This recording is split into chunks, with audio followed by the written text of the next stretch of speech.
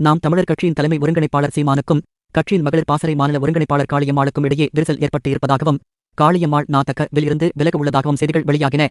இந்த சூழலில் நிகழ்ச்சி ஒன்றின் அழைப்பிதழில் காளியம்மாளின் பெயருக்கு பின்னால் சமூக செயற்பாட்டாளர் என குறிப்பிட்டிருந்தது.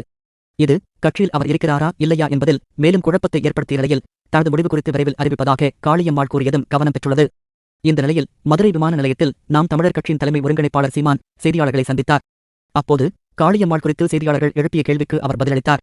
இதுகுறித்து சீமான் பேசுகையில், தங்கை காளியம்மாளுக்கு கட்சியில் செயல்படுவதோ வெளியேறுவதோ முழு உரிமை உள்ளது. நான் தான் அவரை கட்சியில் அழைத்து வந்தேன். அவருக்கு முழு சுதந்திரம் இருக்கிறது. எங்கள் கட்சி கொள்கைக்கு ஏற்ப வருபவர்களை வரவேற்கிறோம், செல்பவர்களை வாழ்த்துகிறோம். பருவமாற்றம் போலவே கட்சிக்கும் இயற்கைச் சுழற்சி உண்டு. இது எங்களுக்கான கலையெதிர்காலம். மேலும் புதிய கல்விக் கொள்கையை திமுக எதிர்ப்பது உண்மையல்ல, மொழி மீதான பற்றுக்கோடு, தேசத்துரோகம் அல்ல. அனைவரும் தங்கள் தாய்மொழியில் கல்வி கற்க உரிமை பெற்றிருக்க வேண்டும். நாட்டில் உள்ள மொழிகள் அனைத்தும் ஆதரிக்கப்பட வேண்டும். ஆங்கிலம் பயன்பாட்டு மொழியாக இருக்கலாம். விருப்பத்தின்படி பல மொழிகள் கற்றுக்கொள்ளலாம் என்று அவர் கூறினார்.